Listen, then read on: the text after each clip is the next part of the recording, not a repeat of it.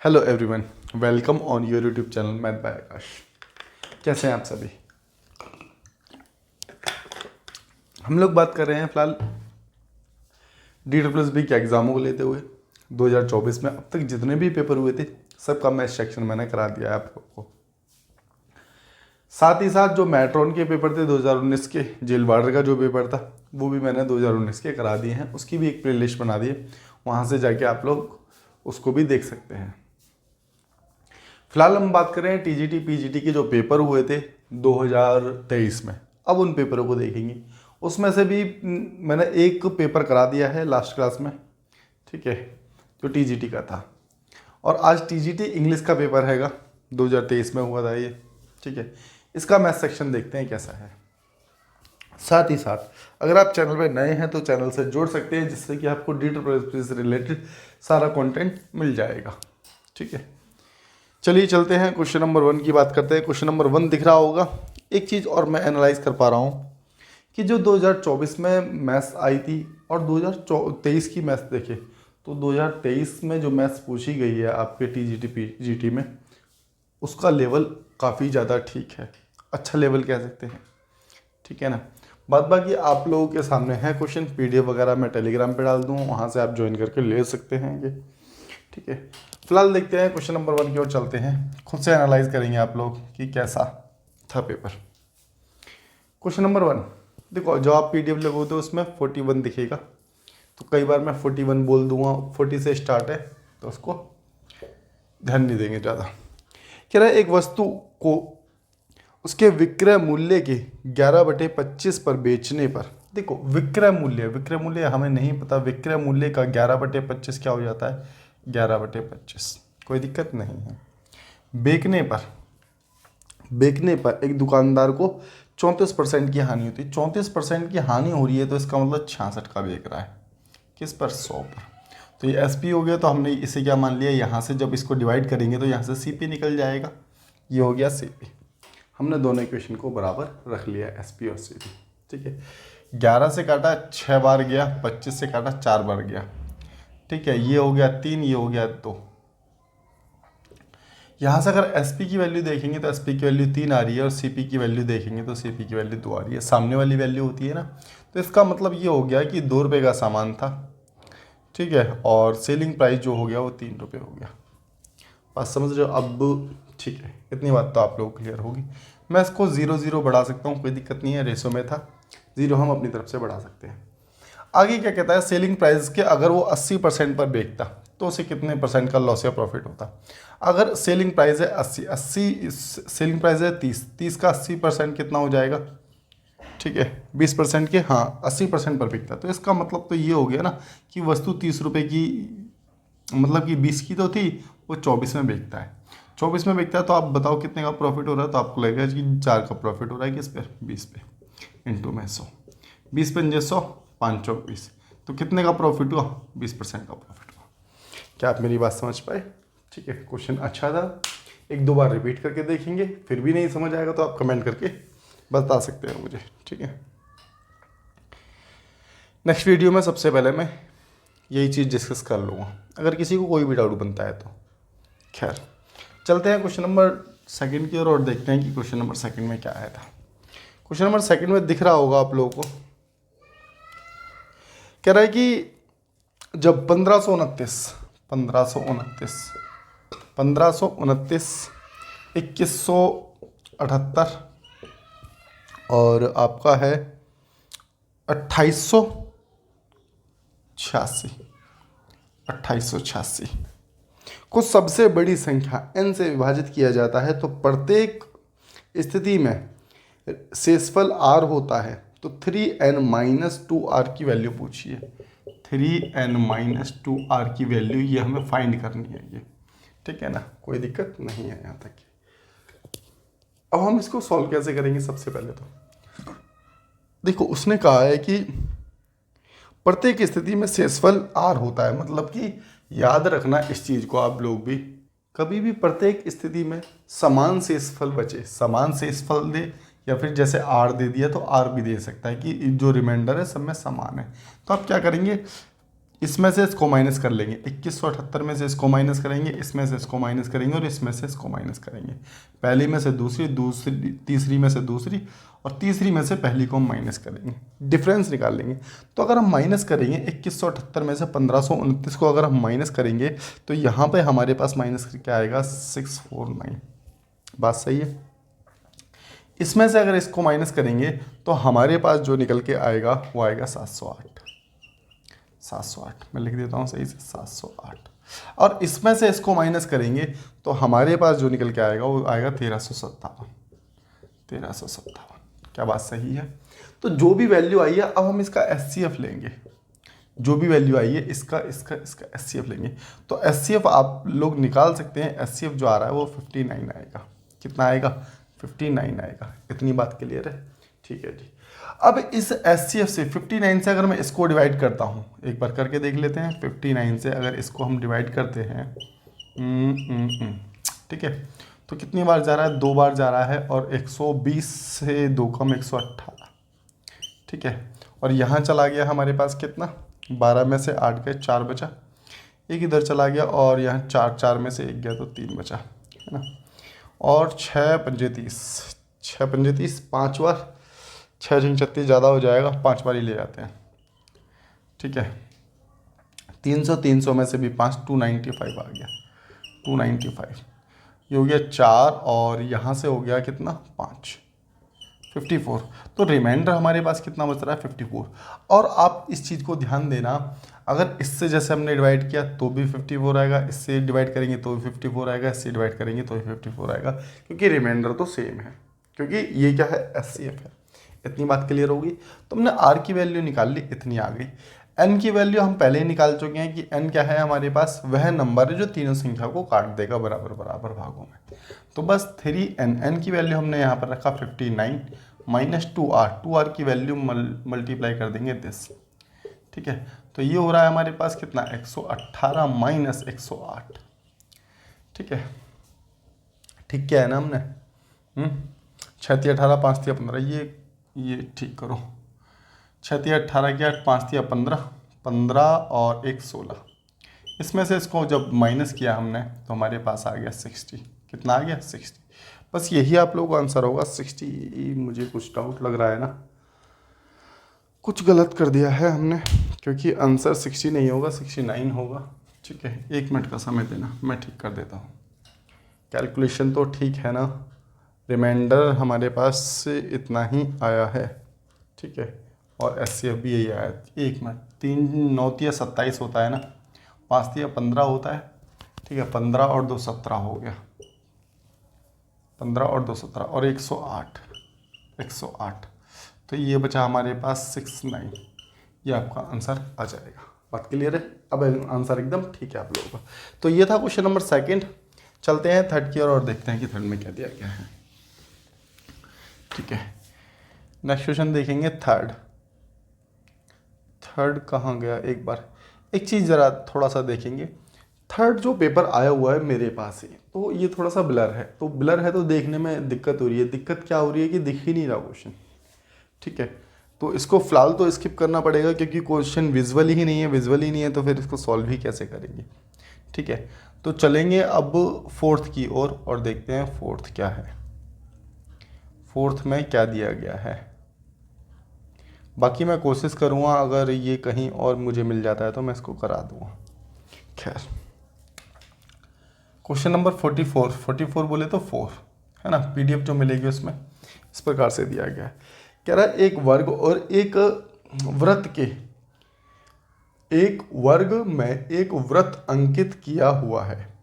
इस वृत्त के संकेंद्रित एक अन्य वृत्त को वृत्त के भीतर खींचा जाता है, ठीक है। मैं आपको दिखाता हूँ।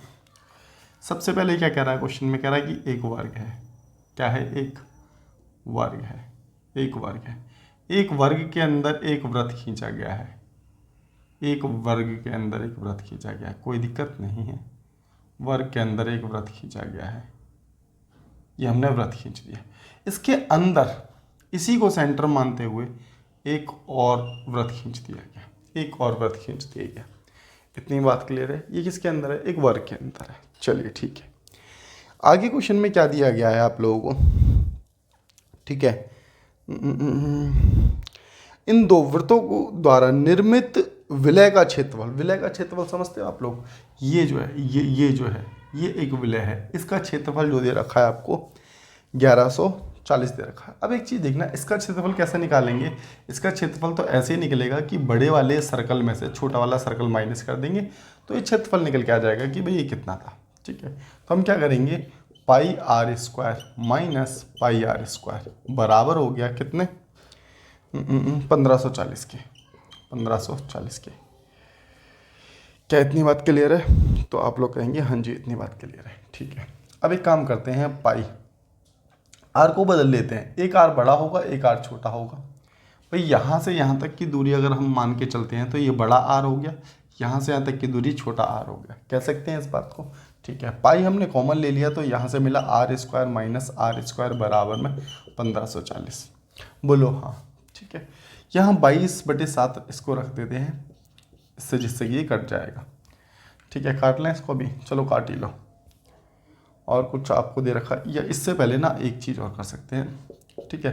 देखो ये क्या है, ये बन रहा है कि ए स्क्वायर माइनस बी स्क्वायर, इसका फॉर्मूला मैं उम्मीद करता हूँ पता होगा कि एक बार प्लस करते हैं और एक बार माइनस करते हैं, ये इसका फॉर्मूला होता है, ठीक है ना। तो आ जाओ अब यहीं पर, तो पाई यहाँ पर ये दे रखा है आर प्लस आर और R minus R, R minus R, लेकिन आर माइनस आर की वैल्यू उसने हमें 7 दे रखी है। ध्यान से अगर आप लोग देखेंगे तो क्वेश्चन में कह रहा है त्रिज्याओं के बीच अंतर।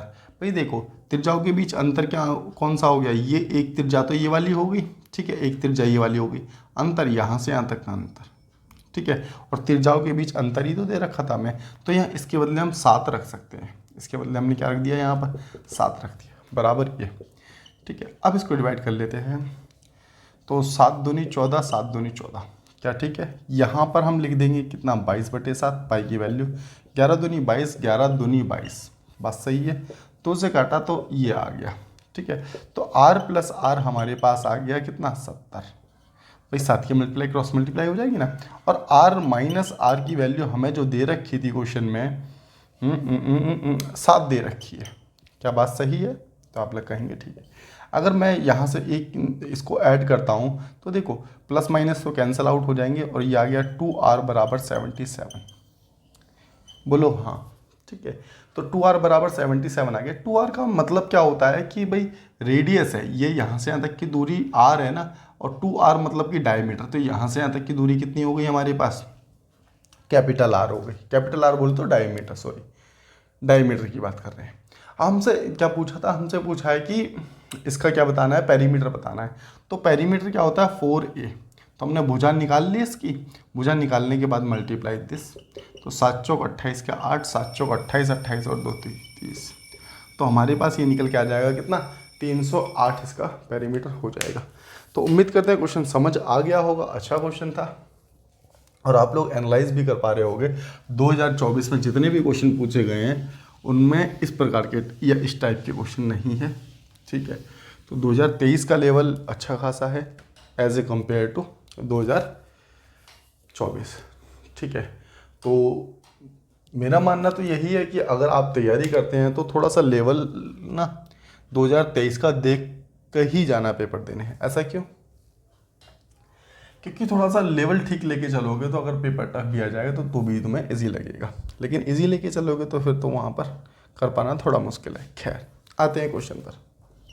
क्वेश्चन नंबर 5 की बात करेंगे। कह रहा है कि ऊंचाई दे रखी है, ऊंचाई 31 सेंटीमीटर और ऊंचाई 53 सेंटीमीटर दो वाले दो ठोस दायित्व, क्या है ये, दायित्व लंबवर्तीय शंकु जिसमें से प्रत्येक के आधार की त्रिज्या दे रखी है 21 सेंटीमीटर को पिघलाकर एक ठोस गोले में ढाला जाता है। गोले का पृष्ठ क्षेत्रफल क्या है? गोले का पृष्ठ क्षेत्रफल क्या है? मैं आपको आसान सी भाषा में बताता हूँ। देखो दो शंकु हैं, दो शंकु को मिलाकर एक गोला बनाया गया है। तो इसका मतलब तो ये हो गया ना 1/3 pi R square H plus 1/3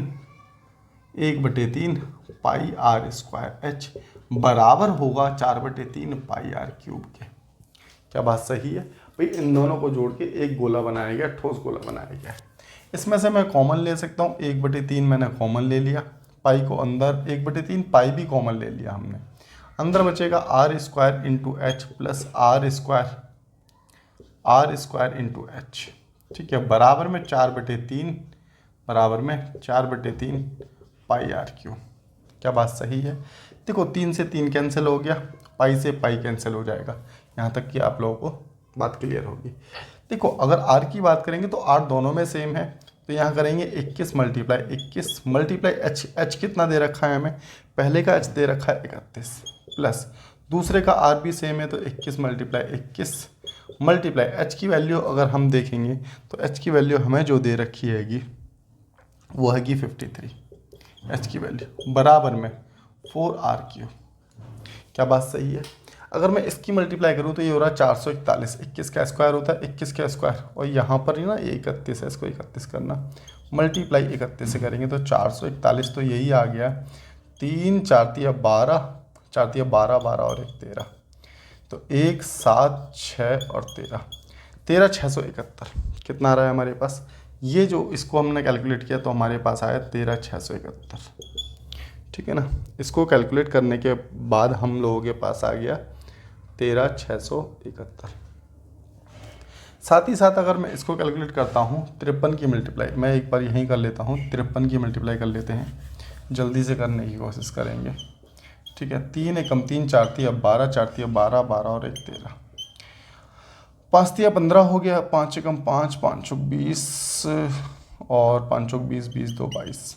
ठीक है, 3 7 3 और 23। ठीक है, 23,373, 23,373, यहाँ पर लिखा हमने 23,373। ठीक है, इन दोनों को जोड़ लेते हैं, जोड़ने के बाद आएगा 23,373 में अगर हमने जोड़ा है 13,671, तो आ रहा है 4 14 3 3 6 6 और 1 7 3। तो इसको जैसे ही हमने प्लस किया तो को ऐड कर लिया हमने, हमारे पास आ गया कितना 3744 बराबर होगा किसके 4r³ के। तो यहाँ से इसको कैलकुलेट कर लेंगे, मैं एक बार इसको हटा देता हूँ पूरे को, है ना, 3744 याद रखेंगे। तो देखो हमारे पास बचा 4r³ बराबर 3744। ठीक है, इसको यहाँ से काट दिया, 4 नेम 36 आया, ये यहाँ 0 था, 37,044 था ना, 37,044, तो 4 नेम 36 गया हमारे पास, और 4 दूनी 8 गया, और 4 6 24, 4 एकम 4, तो ये r³ बराबर 10 बन गया। ठीक है, तो ये किसका क्यूब है, तो आप लोगों को पता होगा कि 21 का क्यूब है, तो r की वैल्यू हमारे पास 21 आ गई। r की वैल्यू कितनी आ गई? 21 आ गई। अब क्वेश्चन में देख लेते हैं ज़रा कि ये पूछा क्या गया था आप लोगों से।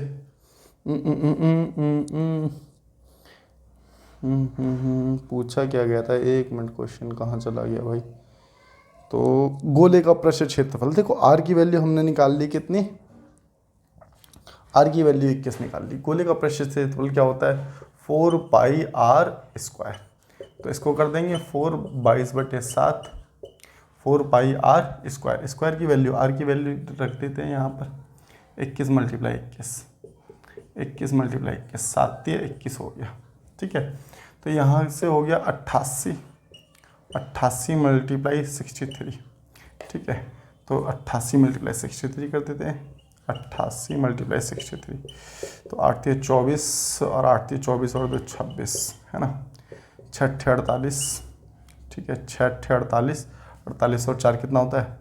52, तो हमारे पास बना 54। यहाँ करेंगे 4 8 6 14 की 4, 54 54 और 1 55, 55 44 हमारा आंसर आ जाएगा। है क्या ऐसा कुछ ऑप्शन में 55 44 जैसा? यहाँ पर आपको ना पाई की वैल्यू दे ही नहीं रखी, वैसे उसने पाई की वैल्यू दे नहीं रखी। 1 मिनट का वेट करेंगे हम। यहाँ उसने पूछा है गोले का पृष्ठ, तो पाई दे रखा है आपने, हमने ज़्यादा ही कैलकुलेट कर दिया, खैर कोई दिक्कत नहीं है। यहाँ पर पाई की जगह पाई रख दो, कोई दिक्कत नहीं है। तो यहाँ तो हो गया 4 इंटू में अब पाई, यहाँ से क्या करेंगे, यहाँ से हमने मल्टीप्लाई कर दी 4 पाई, आर की वैल्यू हमें पता है कि आर की वैल्यू हमारे पास 21 आ गई है। 21। देखो निकालने के लिए आप लोग वैसे भी निकाल सकते थे, लेकिन पाई जब पाई दे रखा है नहीं काट रखा तो हम भी क्यों काटेंगे।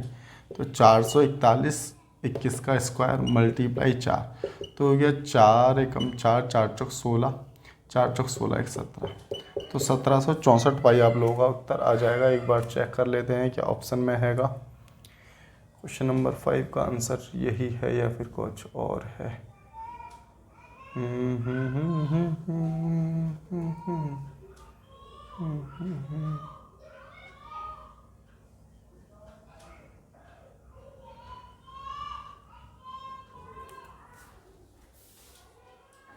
तो बिल्कुल ठीक आंसर है ना। चलते हैं नेक्स्ट क्वेश्चन की ओर और देखते हैं कि नेक्स्ट क्वेश्चन में क्या दिया गया आप लोगों को। नेक्स्ट क्वेश्चन में क्या दिया गया है। नेक्स्ट क्वेश्चन में आप लोगों को जो दिया गया है वो हैगा आपका 46 क्वेश्चन नंबर 6।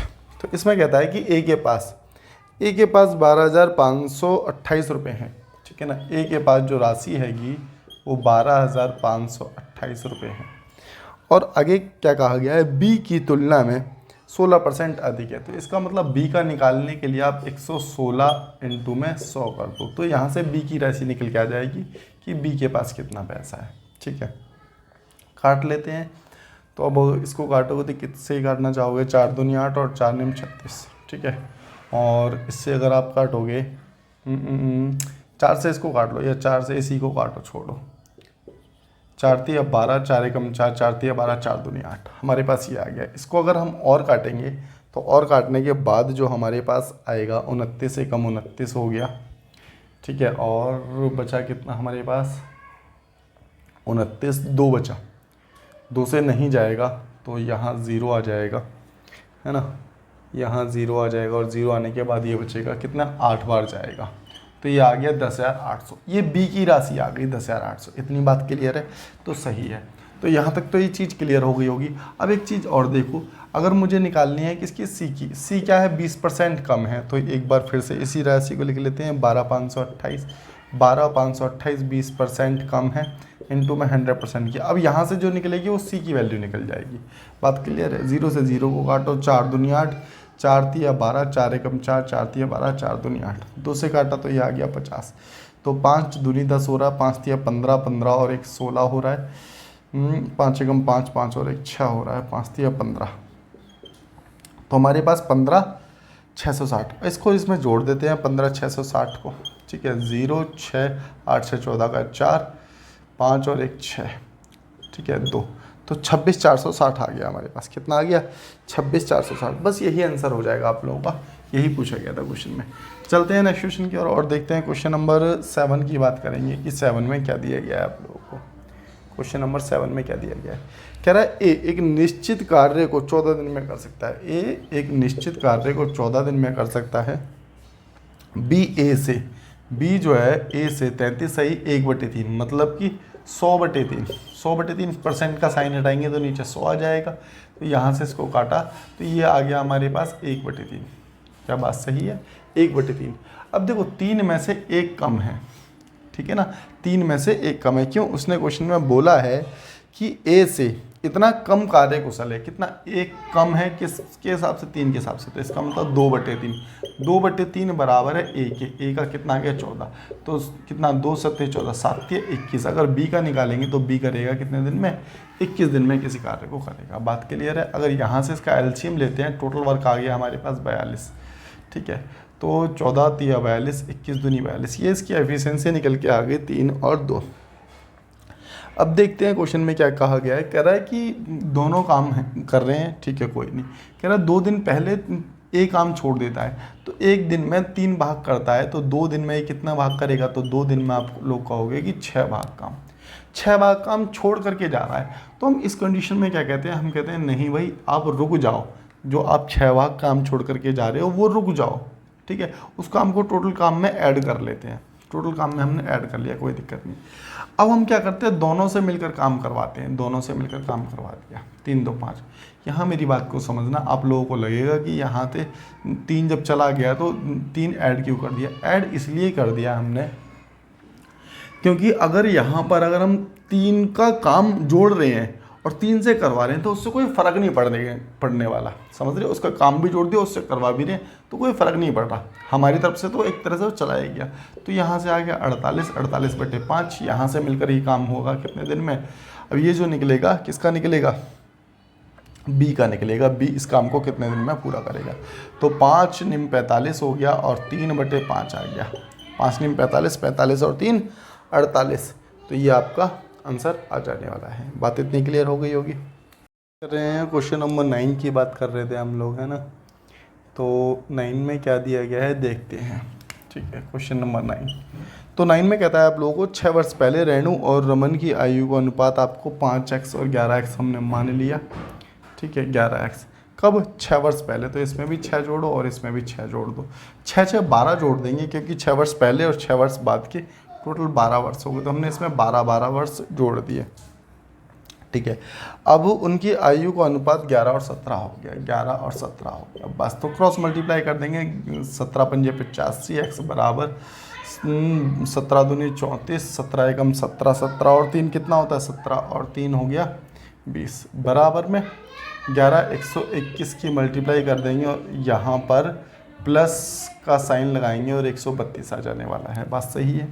इसमें से इसको माइनस करेंगे तो हमारे पास जो 15 15 और एक 16 16 और 20 कितना हो गया, 16 और 20 36x बराबर में ये उधर चला जाएगा। अरे ये 2 = कैसे आ गए भाई, ये प्लस का साइन है यहाँ पर, ये उधर जाके माइनस हो जाएगा। माइनस होने के बाद आपके पास कितना आएगा, 68 और 4 तो ये 72 हो गया। तो x की वैल्यू हमने यहाँ से निकाल ली, x की वैल्यू 2 आ गई। हमसे टोटल पूछा है, टोटल वर्तमान आयु पूछी है। तो 11 और 5 16 आ गया, तो मल्टीप्लाई 16 से कर देंगे, सम निकाल लेते तो 32 वर्ष तो आ गई। लेकिन ये कब थी, 6 वर्ष पहले थी। तो इसमें 6 6 12 वर्ष और जोड़ देंगे तो हमारे पास कितना आ गया, यहाँ से 44 वर्ष आ गया कि दोनों की वर्तमान आयु कितनी हैगी, 44 वर्ष। तो ये वो बात हो गई क्वेश्चन नंबर 9 की। और चलेंगे अब क्वेश्चन नंबर 10 की। और क्वेश्चन नंबर 10 में आप लोगों को देखते हैं कि क्या दिया गया है। क्वेश्चन नंबर 10 देखो, ए बी का अनुक्रमानुपाती है। अनुक्रमानुपाती का मतलब हो गया डायरेक्टली प्रोपोर्शनल। डायरेक्टली प्रोपोर्शनल मैं दिखाता हूँ कि कौन सा होता है। ये ए बी का डायरेक्टली प्रोपोर्शनल, ए बी का साइड है। और सी का व्युत्क्रमानुपाती है। व्युत्क्रमानुपाती का मतलब हो गया रेसिप्रोकल। रेसिप्रोकल मतलब कि अपॉन में सी। क्या इतनी बात क्लियर है? ठीक है। अब उसने कुछ वैल्यू दी है, ए की वैल्यू हमें दे रखी है, बी की दे रखी है, सी की दे रखी है। तो हम यहाँ से क्या निकाल सकते हैं, हम यहाँ से कुछ भी नहीं निकाल सकते। लेकिन अगर क्वेश्चन को आगे देखेंगे तो ए की वैल्यू पूछी है। अगर हमें ए की वैल्यू दे रखी है तो हम यहाँ से इसको एक काम कर लेते हैं, मल्टीप्लाई में के कर देते हैं। यहाँ से के की वैल्यू निकाल देंगे, मतलब ए की वैल्यू निकाल लेंगे यहाँ से। तो यहाँ पर हम रखेंगे ए की वैल्यू हमें जो क्वेश्चन में दे रखी है वो 20 दे रखी है। ए की वैल्यू कितनी दे रखी है, 20 दे रखी है ना। और ये साइन लगा लो, बराबर का भी लगा सकते हो, कोई दिक्कत नहीं है। तो ये हो गया हमारे पास कितना, बी की वैल्यू हमें कितनी दे रखी हैगी, बी की वैल्यू हमें 25 दे रखी हैगी। ठीक है। और यहाँ पर सी की वैल्यू हमें जो दे रखी हैगी, सी की वैल्यू 18 दे रखी है ना। 5 चौक 20, 5 25, ठीक है, 18 चौक 72। तो 72/5 आ गया। 72/5 बराबर क्या आ गया, के की वैल्यू हमने यहाँ से निकाल दी 72/5। इतनी बात क्लियर है। अगर हमने यहाँ से के की वैल्यू निकाल ली है, अब हम यहाँ से आगे क्या करेंगे, तो कह रहा है बी 35 है, सी 16 है। बी 35, अब ए की वैल्यू निकालनी है। ए की वैल्यू निकाली है जिसमें बी 35 है और सी 16 है। और मल्टीप्लाई के कर देंगे, के जो दे रखा था हमारे पास 72/5। तो 8 दूनी 16, 8 निम 72, 5 7 35। ठीक है। तो यहाँ से इसको काटेंगे तो यहाँ से इसको आ जाएगा ए 9 7 63, 63/2, 63/2। तो यहाँ से ए की वैल्यू हमारे पास कितनी निकल करके आ गई है, ए की वैल्यू आप लोग कहोगे कि 31.5 आ गई है। ठीक है। बस यही आप लोगों से पूछा गया था कि ए की वैल्यू क्या होगी। तो उम्मीद करते हैं इतनी बात भी आप लोगों को समझ आ ही गई होगी। चलते क्वेश्चन नंबर 11 की ओर, क्या कहता है देखते हैं। क्वेश्चन नंबर 11 में कहा गया है कि एक मिनट निकाल लें भाई। कह रहा है विलयन ए में अम्ल और जल का अनुपात, अम्ल और जल का अनुपात जो दे रखा है आपको 2:5 दे रखा है, 2:5 ए में। ये एक ही बात कर रहा है। अगर हम बात करें बी की, तो बी में क्या दे रखा है, अम्ल और जल का अनुपात 6:7 दे रखा है। ठीक है। ए में मिलाया गया है 7 लीटर, बी में मिलाया गया 9 लीटर। देखो जब मिलाएंगे तो पहले वाला जो अनुपात है उसको बराबर कर लेते हैं। अगर बराबर है तो ठीक है, नहीं है तो कर लेंगे। तो यहाँ पर क्या करेंगे, तो ये 7 लीटर हो गया और ये कितना 13 लीटर हो रहा है। ठीक है, तो इसको बराबर करने के लिए क्या करेंगे, 13 से मल्टीप्लाई, नीचे ऊपर संख्या से मल्टीप्लाई कर देते हैं। बात सही है। तो ये चीज़ अलग हो गई, मल्टीप्लाई करना है 13 से और 7 से। ठीक है, तो आगे इसको हटा ही देते हैं ना, यहाँ से इसको हटा देते हैं फिलहाल के लिए, क्योंकि मल्टीप्लाई इससे करना है। अब आगे जो मिला रहा है वो किस अनुपात में मिला रहा है, 7 और 9 के अनुपात में, 7 और 9 के अनुपात में मिला रहा है। ठीक है, अब इसकी मल्टीप्लाई पूरे के साथ कर दो। देखो जो कॉमन है उसे काट भी सकते हैं, 7 से 7 कैंसिल आउट कर दिया, तो 13 दूनी 26 ये बना, 13 पंजे 65 ये बना। ठीक है, 9 6 54 ये बना, 9 7 63 ये बना। ठीक है, अब इनको जोड़ लेते हैं। तो जोड़ने के बाद हमारे पास कितना आ रहा है, 6 4 10, 5 2 7 और 1 8। इसको जोड़ेंगे तो 5 3 8 6 6 12, 12। तो 4 अब किससे काटोगे, इसको 8 से काटना चाहोगे,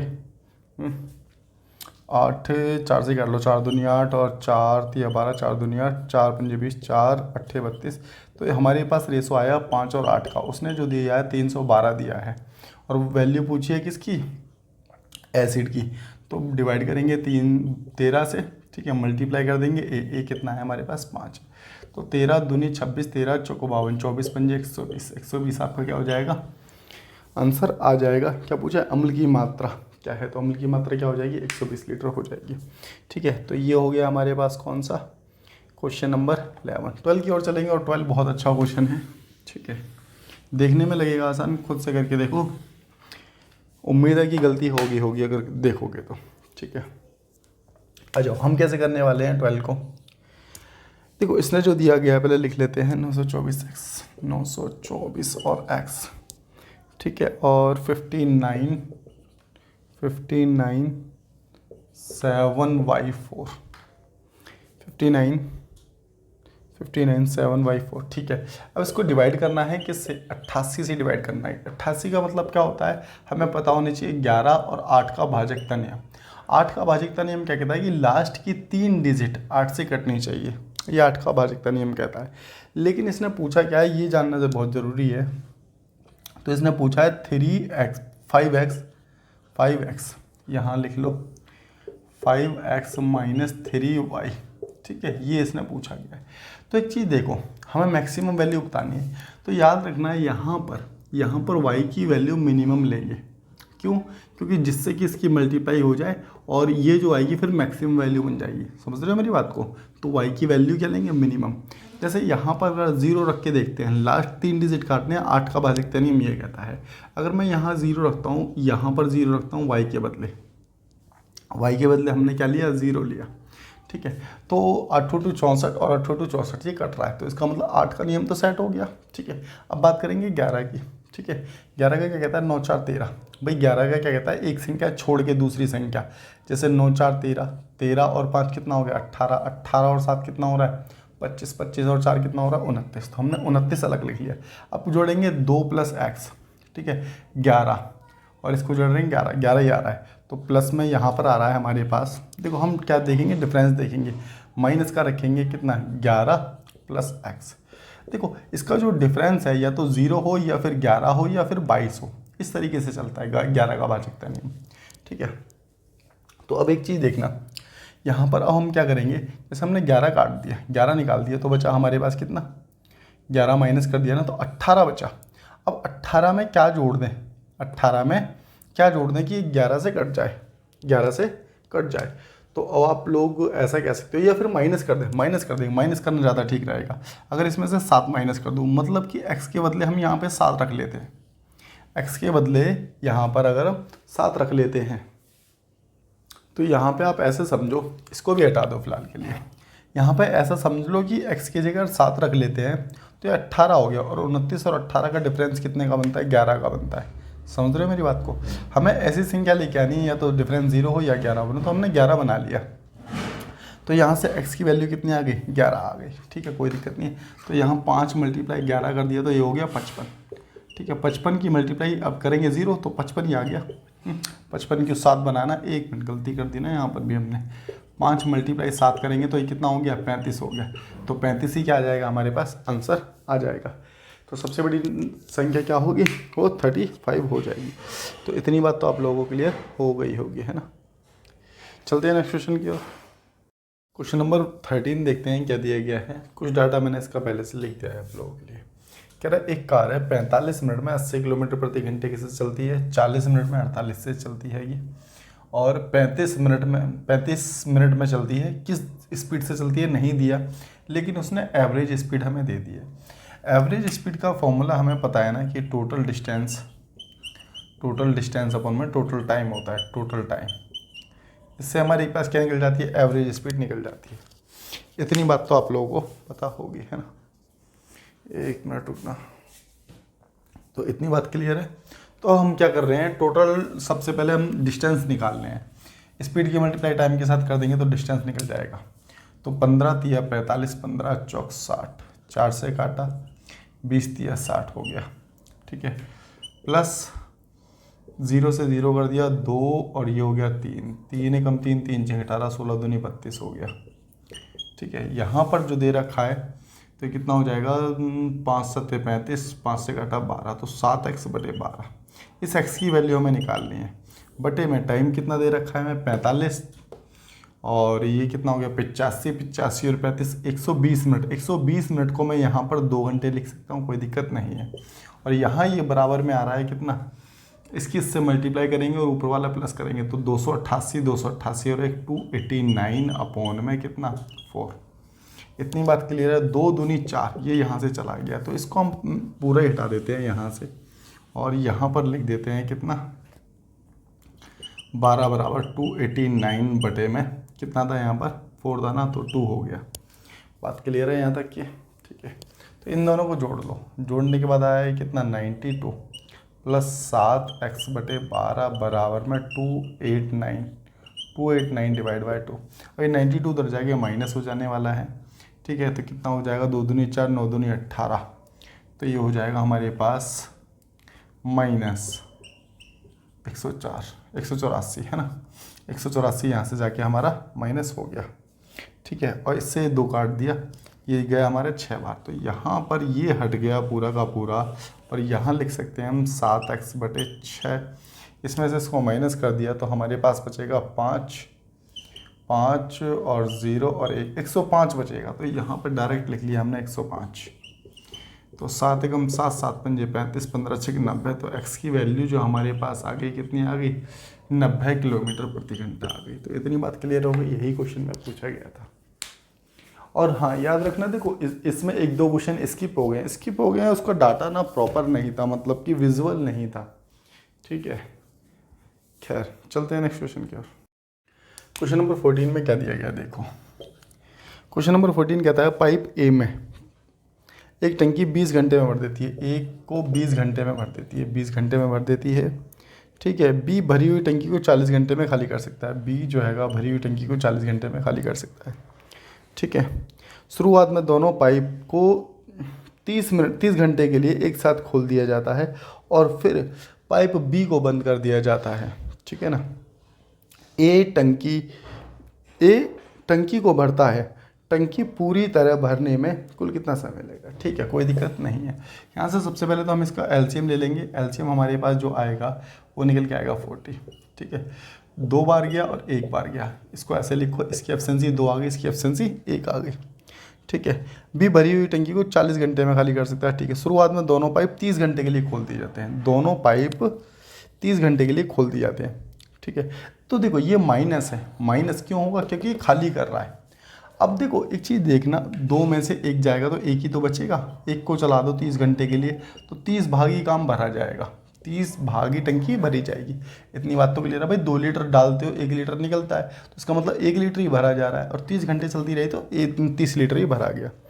आगे क्वेश्चन में क्या कहा गया है, और फिर पाइप बी को बंद कर दिया जाता है। अब इसको बंद कर दिया गया। अब टंकी बची कितनी है, 10 लीटर भरना है टंकी में। अब ये 2 वाला भरने लगेगा, तो 2 वाला भरने लगेगा तो ये 5 घंटे लगेंगे। इसे कितने घंटे लगेंगे, 5। 30 घंटे उसने पहले भी काम किया है। उसने पूछा कि कुल कितने समय में, अगर कुल नहीं कहता शेष काम कितने घंटे में तो आंसर आता 5, लेकिन उसने टोटल कहा है तो 30 में और ये 5 और जोड़ दो, आ गया हमारे पास कितना 35 घंटे में काम को पूरा करेंगे। क्या बात क्लियर हो गई आप लोगों को। तो ये हो गया कौन सा, क्वेश्चन नंबर 14, ठीक है। 15 में फिर वही पंगा आ गया कि 15 का डायग्राम है, और डायग्राम बेस्ड जितने भी क्वेश्चन आए हैं वो दिख नहीं रहे, विजुअल नहीं है, ठीक है, तो विजुअल नहीं है तो एक बार मैं देखूँगा, अगर हो जाते हैं समझ में तो करेंगे, नहीं तो इसे स्किप ही करना पड़ेगा। खैर फिलहाल इसे स्किप ही करते हैं क्योंकि दिख नहीं रहा कि क्या है इसमें। तो चलेंगे 56 की ओर, और 56 में क्या दिया गया, देखो एक व्यक्ति ने किसी वस्तु को उसके क्रय मूल्य से 60% अधिक अंकित करता है। ठीक है, 56 बोले तो 16, क्वेश्चन नंबर 16।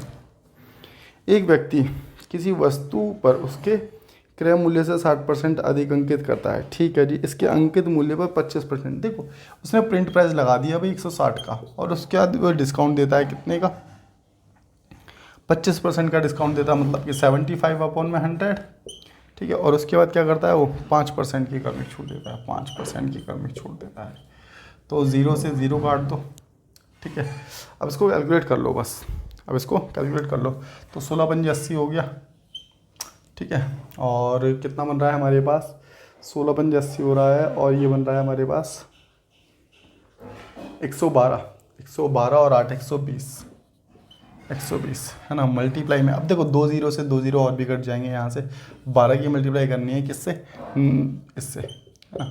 तो 12 पंजे 60 हो गया, 12 में 108 और 6 114।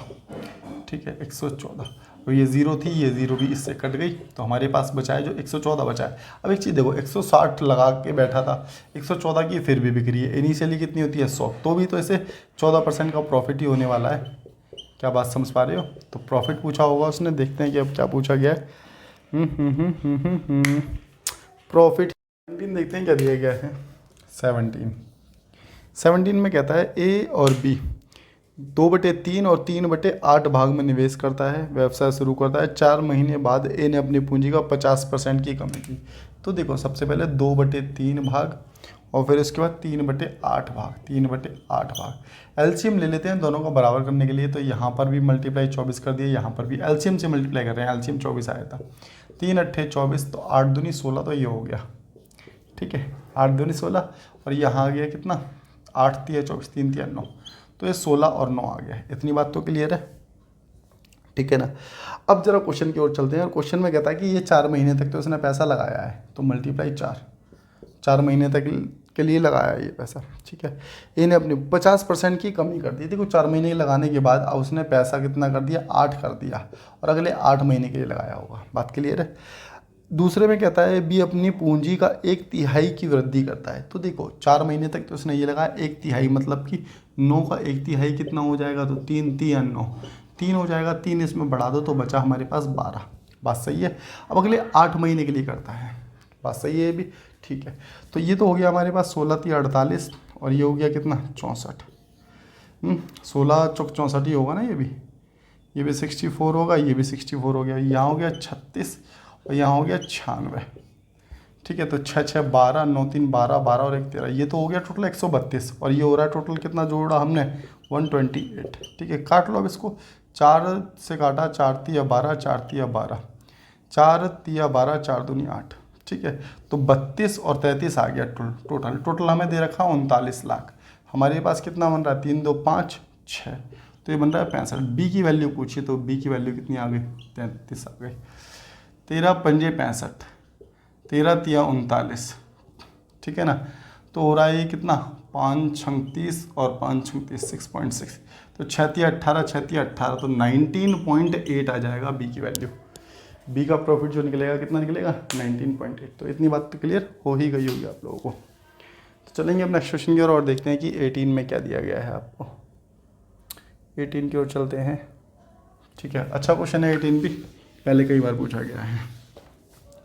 कह रहा है एक ट्रेन है जो 75 सेकंड में और 50 सेकंड में 900 मीटर और 420 मीटर लंबे 2 पुल को पार करती है, तो ट्रेन की लंबाई क्या है। तो यहाँ ज़रा देखना, कह रहा है कि 900 मीटर लंबे पुल को, एक चीज़ बताओ, 900 मीटर लंबे पुल को पार करती है तो कितना समय लगता है, 75 सेकंड लगता है, 75 सेकंड लगता है।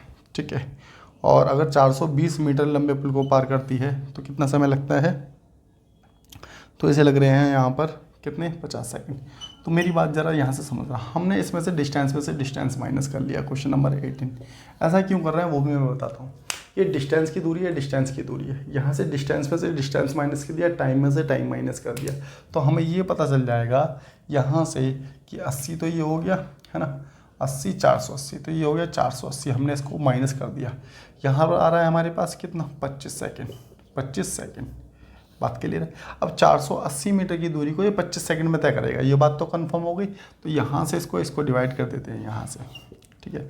5 25 हो गया, 5 9 45, 5 36, तो आ गया हमारे पास कितना 96/5। एक चीज़ बताना, 96/5 क्या है, स्पीड है मीटर पर सेकंड की। अगर मैं इस टाइम के साथ मल्टीप्लाई करता हूँ तो क्या डिस्टेंस पता चल जाएगा? तो आप लोग कहोगे हाँ जी पता चल जाएगा, ठीक है। तो 96 की मल्टीप्लाई इसके साथ कर रहे हैं हम, ठीक है। 96 मल्टीप्लाई कितना दिस, तो यहाँ से इसको काटा तो 960 आ गया। अभी 960 क्या आ गया, डिस्टेंस आ गया। ध्यान देना, डिस्टेंस आ गया। हमने डिस्टेंस किसका निकाल लिया, वो 420 मीटर लंबे पुल को पार किया था, प्लस इसमें दूरी आ गई किसकी, ट्रेन की। तो 420 इसमें से माइनस कर दो, हमें पता चल जाएगा कितनी दूरी सिर्फ ट्रेन की है, जो ट्रेन है वो कितनी लंबी है, ठीक है। तो यहाँ 4 गया और यहाँ 5 गया, तो 540 ये हमारा आंसर हो जाएगा। अब करने के लिए तो मेष वाले क्वेश्चन से भी कर सकते थे, इसमें मल्टीप्लाई करके ये माइनस कर देते तो भी आंसर यही आता। तो बात क्लियर हो गई होगी, है ना? तो बोलो हाँ कि क्लियर हो गई। चलेंगे 19 की ओर और देखते हैं कि क्वेश्चन नंबर 19 में क्या दिया है। 19 काफ़ी पूछा गया है, DSSB में ही काफ़ी, SSC में पूछा था है, खैर ये क्वेश्चन तो 19 है ना, PDF में इसी प्रकार से है। साधारण ब्याज पर निवेश की गई एक निश्चित राशि समान प्रतिशत दर से 3 सही 1/3 वर्षों में इतनी हो जाती है कि, और 5 वर्षों में इतनी हो जाती है। तो हमने लिखी 7410 हो रही है, ठीक है, 5 वर्षों में, और यहाँ पर हो रही है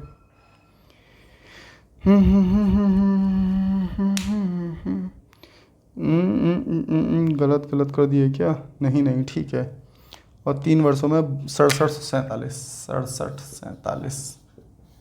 3.5 ईयर में, बात सही है। तो इसमें से इसको माइनस कर देते हैं अब यहाँ से, ठीक है। तो आ जाएगा 1.5 वर्ष आ गया, ठीक है। इसमें से इसको हटाया 3 और 10 में से 4 गया 6, 13, 3 3 6 हो गया, ठीक है ना, बात सही है। एक बार चेक कर लेते हैं, 10 में से 6 गया, ठीक है, और 3 13, ठीक है। अब ये कितना, अगर 1.5 वर्ष का ब्याज निकल के आ गया। देखो मैं आपको बताता हूँ कि कोई धनराशि हो जाती है, इसका मतलब ये है कि देखो पहले वो 3 वर्ष में इतनी थी, 5 वर्ष में इतनी हुई, इसका मतलब ब्याज मिला है कितना, 1.5 वर्ष में इतना ब्याज मिला है, कोई दिक्कत नहीं है। हम क्या करेंगे, 1.5 वर्ष से इसको डिवाइड कर देते हैं। तो यहाँ पे इसको ऐसे लिखो, 663 को 1.5 से भाग कर दिया तो 1 साल का ब्याज निकाल देते हैं, ठीक है। तो पॉइंट हटा, 0 बढ़ गया, 5 3 15, 5 से काटोगे, 5 3 से काट लो, या तो 3 5 15 हो गया, 3 दूनी 6, 3 दूनी 6, 3 एकम 3, ठीक है। अब काट लो 5 से, तो 5 चौक 20 हो गया, है ना, 5 चौक 20 हो गया, 5 दूनी 10 हो गया, तो कितना आ गया 442। तो 442 क्या आ गया, 1 साल का ब्याज आ गया। अब हम चाहे 5 का बना लें चाहे 3.5 का, जैसे अब 5 का बना लेते हैं। तो 5 का बनाने के लिए 5 दूनी 10, 5 दूनी 10, 5 चौक 20, 20 और 1 21, 5 चौक 20, 20 और 2 22, तो कितना आ गया 2210। जबकि टोटल ये क्या था, ये हमारे पास अमाउंट था, क्या था हमारे पास, अमाउंट में से अगर हम ब्याज घटा देंगे तो हमारे पास प्रिंसिपल बचेगा। बात क्लियर है ना? तो 7410 इसमें से माइनस कर देते हैं, तो 0 आ गया हमारे पास, और ये आ गया 2, ये आ गया 5, तो ये 5200 क्या आ गया हमारे पास, प्रिंसिपल आ गया। अब क्वेश्चन को देख लेते हैं कि क्वेश्चन में क्या पूछा गया है आपसे।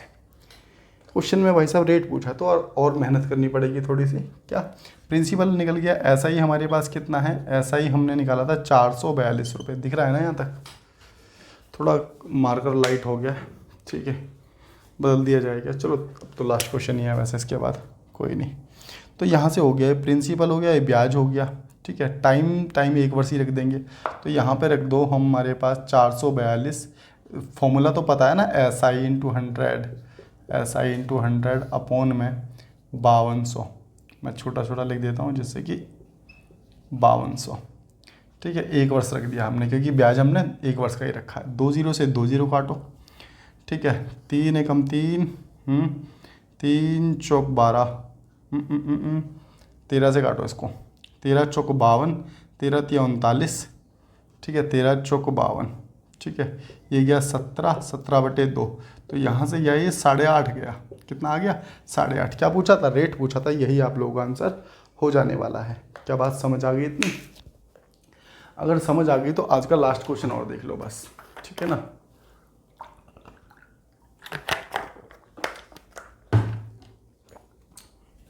लास्ट क्वेश्चन कुछ नहीं है, सिंप्लीफिकेशन का क्वेश्चन है। देखो मैं स्क्रीन पर दिखा देता हूँ पूरा, आप खुद से कर सकते हैं इस क्वेश्चन को आराम से, है ना। तो खुद से करना और कमेंट में बताना कि क्या होगा इसका आंसर।